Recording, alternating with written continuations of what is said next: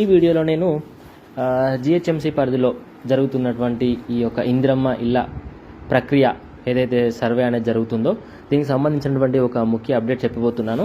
So మీరు జిహెచ్ఎంసీలో ఉన్నట్లయితే ఇందిరమ్మ ఇళ్ళ కోసం వెయిట్ చేస్తున్నట్టయితే తప్పకుండా ఈ వీడియోని మీరు స్కిప్ చేయకుండా చివరి వరకు చూడండి. చూసిన తర్వాత మీకు ఈ వీడియో నచ్చినట్లయితేనే లైక్ చేయండి, కమెంట్ చేయండి.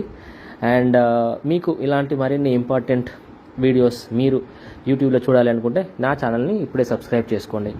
సో మనం జిహెచ్ఎంసీ పరిధిలో ఉన్నటువంటి 24 నియోజకవర్గాల లోపల దాదాపుగా ఒక్కొక్క నియోజకవర్గానికి 3,500 ఇళ్ల చొప్పున మొదటి ఫేజ్లో భాగంగా 84,000 మందిని అయితే సెలెక్ట్ చేసి వాళ్లకు ఇల్లు ఇవ్వబోతున్నట్టుగా సమాచారం. ఓకే, మనకు జిహెచ్ఎంసీలో దాదాపుగా 24 నియోజకవర్గాలు ఉన్నాయి. ఒక్కొక్క నియోజకవర్గానికి 3,500 ఇళ్ల చొప్పున. సో టోటల్గా ఫస్ట్ ఫేజ్ కింద వీళ్ళు 84,000 మందిని సెలెక్ట్ చేసి వాళ్ళకైతే ఇల్లు ఇవ్వబోతున్నట్టు చెప్తున్నారు. అండ్ ఇప్పుడు మనం ఇంకొక లెక్క చూసుకున్నట్లయితే దాదాపుగా మనకు తెలంగాణ గవర్నమెంట్ దగ్గర టోటల్గా ఇందిరమ్మ ఇళ్ళకి సంబంధించి 80 లక్షల అప్లికేషన్స్ అయితే రావడం జరిగింది. ఈ 80 లక్షల అప్లికేషన్లో దాదాపు గ్రేటర్ హైదరాబాద్ నుంచే 10,66,000 అప్లికేషన్స్ రావడం జరిగింది.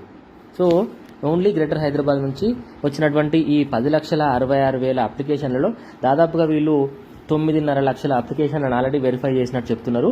మిగిలినటువంటి 1,00,000 అప్లికేషన్స్ కోసం ఇప్పుడు మళ్ళీ వెరిఫికేషన్ ప్రాసెస్ అనేది స్టార్ట్ చేశారు. సో దానికోసమే ఈ మున్సిపల్ సిబ్బంది ఎవరైతే ఉన్నారో వాళ్ళు నెక్స్ట్ వీక్ నుంచి వార్డు సభలు నిర్వహించి ఈ వార్డు సభ లోపల ఈ వెరిఫికేషన్ ప్రాసెస్తో పాటుగా ఈ యొక్క లబ్ధిదారుల ఎంపికను కూడా ఈ యొక్క వార్డు సభల ద్వారానే వీళ్ళు ఎంపిక చేయబోతున్నట్టుగా మనకు ఉన్నటువంటి సమాచారం అండి.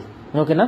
సో దీనిలో వీళ్ళు ఈ 84,000 మందిని మరి ఎలా సెలెక్ట్ చేయబోతున్నారు, ఎలా సెలెక్ట్ చేసిరు అనే దానిపైన కొంత కసరత్తు చేసిన తర్వాత గవర్నమెంట్ వాళ్ళు ఏంటంటే కొన్ని ఎలిజిబిలిటీ క్రైటీరియా అనేది రిలీజ్ చేయడం జరిగింది. దానిలో మెయిన్ క్రైటీరియా ఏంటి అంటే ఇంటి స్థలం ఉన్న వాళ్ళే. ఓకేనా? సో గవర్నమెంట్ వాళ్ళు దీనికోసమే ఈ యొక్క తెలంగాణ ప్రజలు ఎవరైతే ఇందిరమ్మ ఇళ్ళ కోసం అప్లై చేసుకున్నారో వాళ్ళని 3 కేటగిరీల కింద డివైడ్ చేసి L1, L2, L3 అని చెప్పేసి వాళ్ళు చెప్పారు. L1లో ఎవరికైతే ఇంటి స్థలం ఉందో ఇల్లు లేదో వాళ్ళు వస్తారు. L2లో ఎవరికైతే ఇంటి స్థలం లేదో ఇల్లు లేదో వాళ్ళు. L3లో ఎవరైతే పూర్గుడిసెలు మరియు పెంకుటిల్లు ఇలాంటి ఇళ్లలో ఎవరైతే రెంట్కుంటున్నారో వాళ్ళని L3 కేటగిరీ కింద డివైడ్ చేయడం జరిగింది. సో ఇప్పుడు వీళ్ళు ఫస్ట్ ఫేజ్లో L1 కేటగిరీలో ఉన్నటువంటి అర్హులు ఎవరైతే ఉంటారో ఎవరికైతే ఇంటి స్థలం ఉంది ఇల్లు లేదో వాళ్లకు మొదటి ప్రియారిటీ కింద ఈ ఫస్ట్ ఫేజ్లో 84,000 ఇళ్లను అయితే జిహెచ్ఎంసీ పరిధిలో ఇవ్వబోతున్నట్టుగా మనకు సమాచారం. ఓకే, ఓన్లీ ఇల్లు స్థలం ఉంటే సరిపోతుందా వీళ్ళకి? మరి ఇంకేమైనా కండిషన్స్ ఉన్నాయంటే డెఫినెట్గా ఉన్నాయండి. ఎందుకంటే దాదాపుగా వీళ్ళు వచ్చినటువంటి 10,66,000 అప్లికేషన్ల లోపల ఓన్లీ 84,000 మందికే ఇల్లు ఇస్తున్నారంటే దాదాపుగా చాలా మందిని వీళ్ళు అనర్హులుగా ప్రకటించడం జరిగింది. ఈ అనర్హులు దేనికోసం అయ్యారు, వీళ్ళు అర్హులు ఎవరు అని చెప్పేసి మనం ఇప్పుడు చూసుకున్నట్లయితే ఎవరికైతే జిహెచ్ఎంసీ పరిధిలో ఉన్నటువంటి ప్రజలకు ఎవరికైతే ఇంటి స్థలంతో పాటుగా, ఓకేనా, ఎవరి ఇంట్లో అయితే గవర్నమెంట్ ఎంప్లాయీస్ ఉండరో వాళ్ళు, తర్వాత ఎవరి ఇంట్లో అయితే ఈ పథకం కింద ఇప్పటి వరకు ఇల్లు తీసుకున్నటువంటి వాళ్ళు, ఓకేనా, ఇవి రెండు మెయిన్ క్రైటీరియాస్ అండి. మీకు ఆల్రెడీ ఇప్పుడు ఇన్ కేస్ ఈ లిస్ట్లో మీరు అర్హులు అని చెప్పేసి వచ్చినా, ఇన్ కేస్ మీరు వాళ్ళు వెరిఫై చేసినప్పుడు ఆల్రెడీ మీకు ప్రీవియస్ గవర్నమెంట్లో ఏదో ఒక స్కీమ్లో ఇల్లు కానివ్వండి, తర్వాత ఇతర గృహ సంబంధించినటువంటి పథకంలో మీరు లబ్ధి పొందినట్లు తెలిసినా కూడా వీళ్ళు ఖచ్చితంగా ఏంటంటే ఈ యొక్క పథకం కింద మిమ్మల్ని అనర్హులుగా ప్రకటించినటువంటి అవకాశం ఉంది. ఓకేనా? అండ్ ఇప్పుడు మనం ఏం చేసినామంటే మొన్న సర్వే జరిగినప్పుడు కానివ్వండి, లేకపోతే గ్రామ సభలో కానివ్వండి, ఇల్లుందా, మొన్న రీసెంట్గా ఏంటంటే చాలామంది సర్వే ఆఫీసర్లు వచ్చేసి ఫోటో తీసుకున్నారు. అప్పుడు అందరూ ఏంటంటే మీకు ఇల్లుందా, తర్వాత భూమి ఉందా, ఎక్కడుంది అని చెప్పి డీటెయిల్స్ అయితే తీసుకున్నారు. వాళ్ళు అప్పుడు మీకు ఇన్ కేస్ భూమి ఉంది అని చెప్పినా కూడా, ఓకేనా, ఇప్పుడు దానికి సంబంధించినటువంటి రిజిస్ట్రేషన్ సర్టిఫికేట్ చూపించలేదనుకోండి, ఖచ్చితంగా దీనిలో నుంచి మిమ్మల్ని తిరస్కరించేట అవకాశం అయితే ఉంది. సో మీకు నిజంగానే ఈ యొక్క స్కీమ్లో ఇల్లు రావాలి అంటే మీ ఇంట్లో ఇంతకుముందు దీనికి సంబంధించినటువంటి ఇలాంటి పథకాల కింద ఇల్లు అనేది వచ్చి ఉండకూడదు. మీకు ఉన్నటువంటి సొంత జాగాకు రిజిస్ట్రేషన్ డాక్యుమెంట్ అనేది కంపల్సరీ వీళ్ళకి చూపించాలి. ఓకేనా? ఈ రెండు మెయిన్ క్రైటీరియా అండి. ఓకేనా? వీళ్ళు ఏం చెప్తున్నారంటే ఇంకా ఇప్పటివరకు ఎవరైతే దరఖాస్తు చేసుకోలేదో ఇందిరమ్మ ఇళ్లకు సంబంధించింది వాళ్ళు మళ్ళీ ఈ యొక్క వార్డు సభల ద్వారా మళ్ళీ దరఖాస్తు చేసుకోవచ్చు అని చెప్పేసి ప్రభుత్వాన్ని చెప్తున్నారు.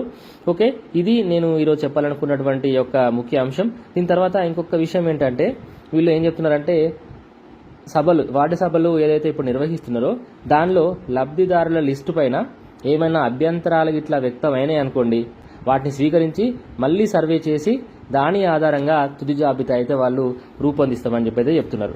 ఓకేనా, కంపల్సరీగా మీకు ఉన్నటువంటి సొంత ఇంటి పైన ఖచ్చితంగా దానికి సంబంధించినటువంటి రిజిస్ట్రేషన్ డాక్యుమెంట్ కావాలి. ఓకే, ఇల్లు ఎవరి పేరు మీద పర్లేదండి. ఓకేనా, సొంత జాగా ఉన్న వాళ్ళకి ఫస్ట్ ప్రయారిటీ ఇస్తున్నారు. ఆ జాగా అనేది ఎవరి పేరు మీద ఉన్నా కూడా వాళ్ళను అర్హులుగా కింద వీళ్ళు చెప్తూనే ఉన్నారు. ఓకేనా, ఖాళీ స్థలం ఉన్నటువంటి వారు ఖచ్చితంగా దాని రిజిస్ట్రేషన్ డాక్యుమెంట్ అయితే కంపల్సరీగా దగ్గర ఉంచుకోండి. ఎందుకంటే ఆల్మోస్ట్ ఇది లాస్ట్ స్టేజ్లో ఉంది. దాదాపుగా 90% ఓకే ప్రాసెస్ అయితే అయిపోయిందని చెప్తున్నారు. జిహెచ్ఎంసీ గ్రేటర్ పరిధి లోపల దాదాపుగా 84,000 ఇళ్లను అయితే వీళ్ళు మంజూరు చేయబోతున్నట్టుగా మనకు ఉన్నటువంటి అఫీషియల్ సమాచారము. సో దయచేసి ఎవరైతే మొన్న సర్వే చేసినప్పుడు మాకు ఇంటి స్థలం ఉంది అని చెప్పేసి చెప్పారో వాళ్ళు ఖచ్చితంగా రిజిస్ట్రేషన్ డాక్యుమెంట్ అయితే పక్కాగా దగ్గరగా ఉంచుకోండి. అది ఉంటేనే మ్యాక్సిమం మీకు ఛాన్సెస్ ఉంటాయి ఇల్లు రావడానికి.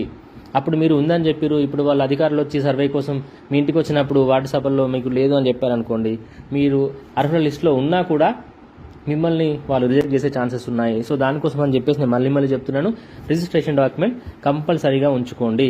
ఓకేనా, సో హోప్ మీకు ఈ వీడియో నచ్చిందని చెప్పేసి నేను అనుకుంటున్నాను. ఈ వీడియో మీకు నిజంగానే నచ్చినట్లయితే లైక్ చేయండి, షేర్ చేయండి. ఇలాంటి మరిన్ని ఇంపార్టెంట్ వీడియోస్ కోసం మన ఛానల్ని ఇప్పుడే సబ్స్క్రైబ్ చేసుకోండి. Thank you.